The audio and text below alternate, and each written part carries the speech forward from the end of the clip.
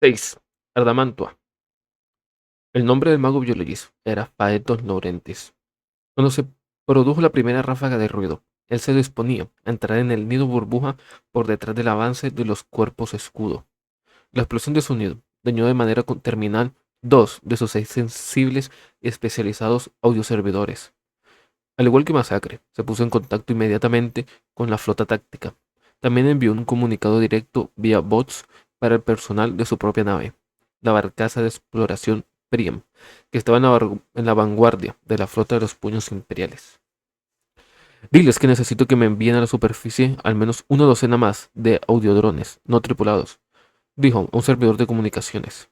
El servidor, un sonriente cráneo de bronce montado en una estructura de alambre envuelta por una capa, transmitía entre dientes mecánicamente, a la vez que su bulbo raquídeo disparaba paquetes de datos bots procesados directamente en el éter. Laurentis recitó una lista de otros complejos dispositivos que necesitaría: motores tecnolingüísticos, conmutadores del análisis, monitores de vocalización, bobinas de respuesta transetéricas. Permiso denegado para el envío de material a la superficie, respondió el servidor de comunicador después de un minuto. Su voz, que emanaba de un altavoz de malla en forma de cono fundido en su verdosa clavícula, era extrañamente la de una mujer joven. A medida que la voz hablaba, el broncíneo cráneo chasqueaba sus dientes inútilmente. ¿Con qué autoridad?, preguntó ofendido Laurentiis. Bajo la autoridad del comandante, respondió el servidor. Ábreme un enlace directo con el señor del capítulo, dijo Laurentiis, a la espera. Por supuesto, él estaría ocupado. Infórmeme cuando el enlace está abierto, dijo Laurentiis, y se alejó para montar uno de los carros motorizados que servía con sus pesadas y ruidosas cadenas como transporte de exploración personal del magos en el extraño hábitat. El humo del nido trepaba hacia el cielo como si tratara de huir de la zona de guerra. Los cielos, en lo alto, eran una mugrienta mancha negra y llovían brasas alrededor de los bordes del nido, quebrando y astillado como la cáscara de un huevo. El suelo y la vegetación estaban inundados con el drenaje de fluidos bioorgánicos procedentes del nido destrozado y del icor de los cromos muertos. Había un hedor penetrante a fruta podrida. Tal cosa, una exposición tan vívida de una ecología alienígena, incluso de una tan dañada y profana, debería haber llenado al mago Biologis Laurentis de una total fascinación. Su vida había estado dedicada al estudio de xenoformas, y era muy raro, incluso para un hombre tan distinguido y respetado como él era, poder ver un espectáculo como este de primera mano. Por lo general, los únicos restos de xenoformas hostiles y sus hábitats que los magos biológicos podían inspeccionar eran los restos de tejido quemado y residuos fusionados traídos por una de las flotas. Sin embargo, el entusiasmo por su investigación y los espécimes alienígenas que se extendían ante él a la espera de sus ondas y escalpelos había sido silenciado. El sonido le había molestado, y sabía exactamente por qué. Un total de 4 ráfagas de ruido, de duración cada vez más largas, se produjeron en los siguientes 90 minutos. Después de la cuarta, el señor del capítulo, Casus Mirgen, caminaba lenta y cuidadosamente a través del reluciente espacio del puente de la barcaza de batalla Lancium. Se sentó en el gran trono de acero e hizo un gesto al servidor de bots que había estado esperando pacientemente durante casi 2 horas. La tripulación de mando y los oficiales del puente observaban al señor del capítulo con ansiedad. Era un gran hombre, posiblemente un guerrero vivo más grande en el imperio. Sus hechos y logros estaban reconocidos en un cuadro de honor que era la envidia de todos los señores de los otros capítulos. Era el comandante jefe de los puños imperiales y la encarnación viviente del mismísimo Thor. Pero tenía un temperamento, oh, ciertamente.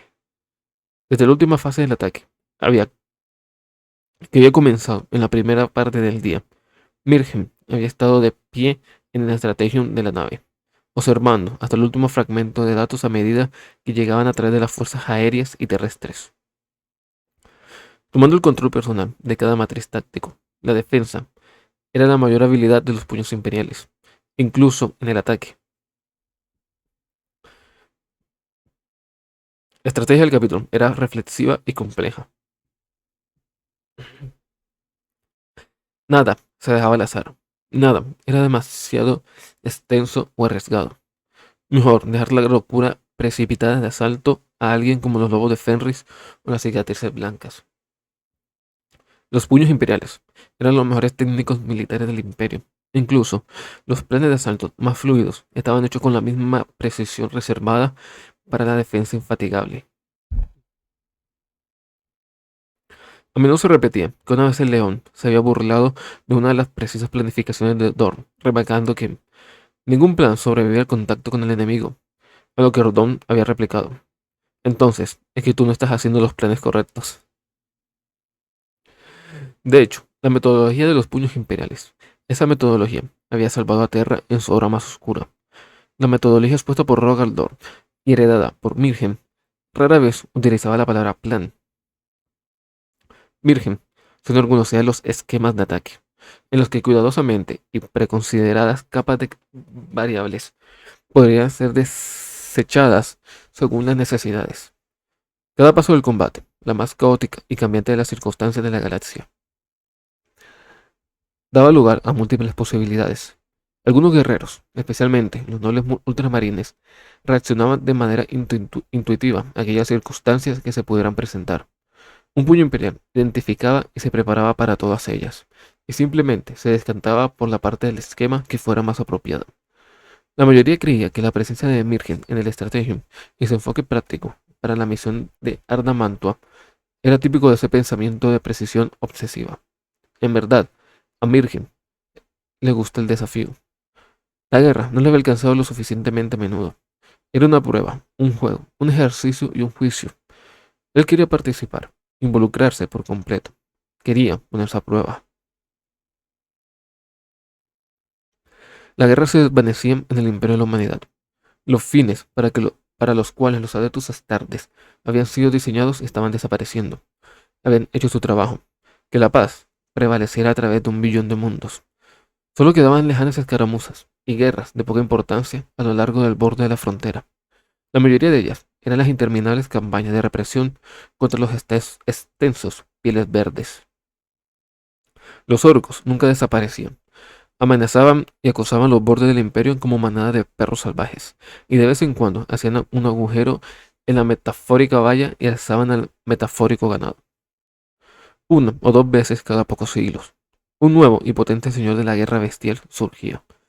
Su número se multiplicaba en respuesta y se desencadenaba otro de sus ataques en masa.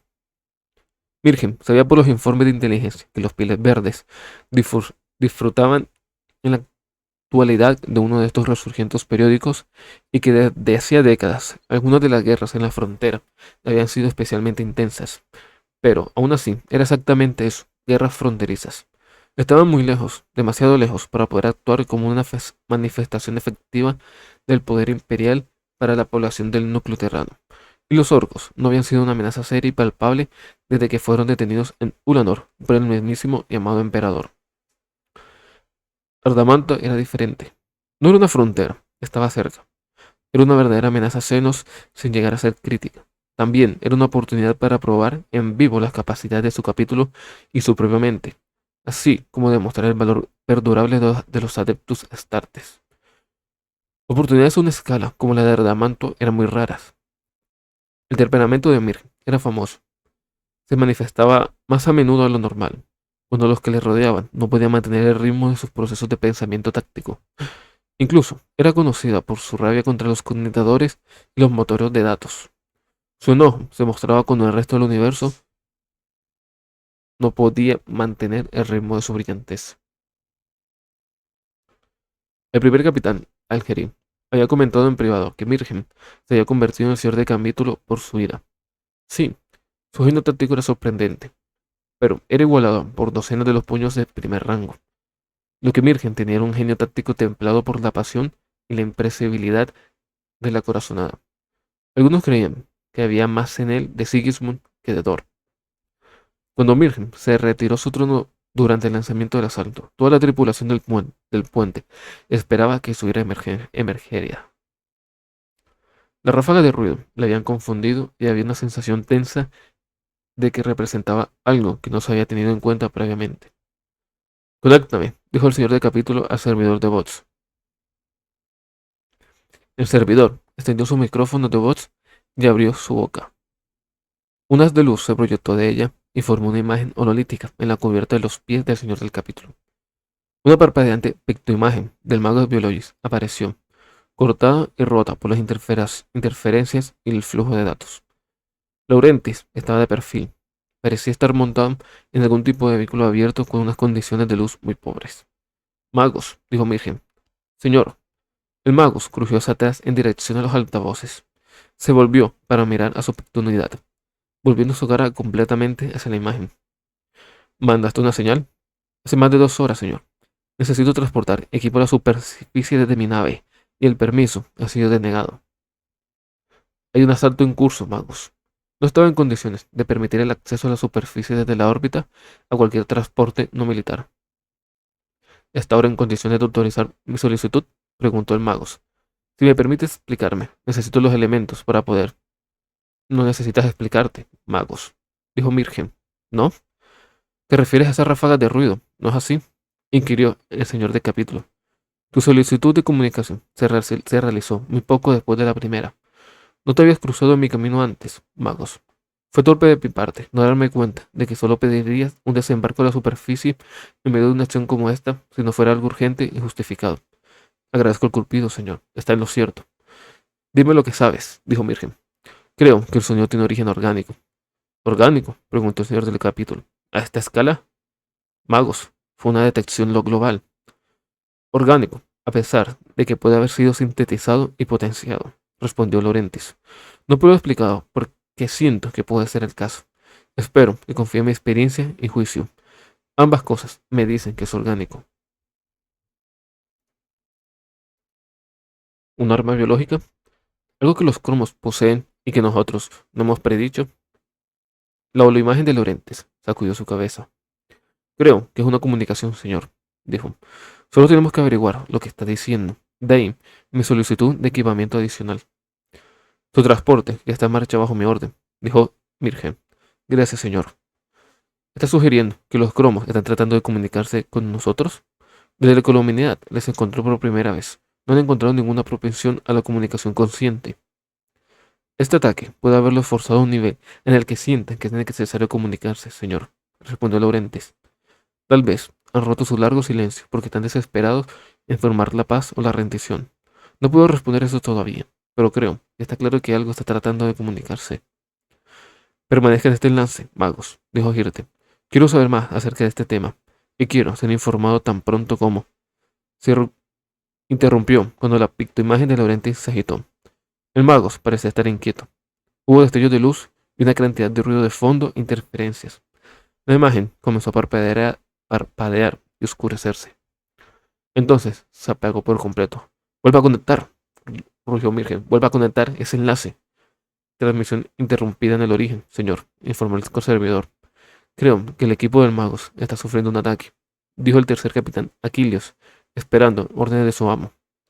Puedo verlo perfectamente, dijo Mirgen. Envíen las fuerzas de tierra disponibles más cercanas a él inmediato. Sáquenle las castañas del fuego. Lo necesito vivo.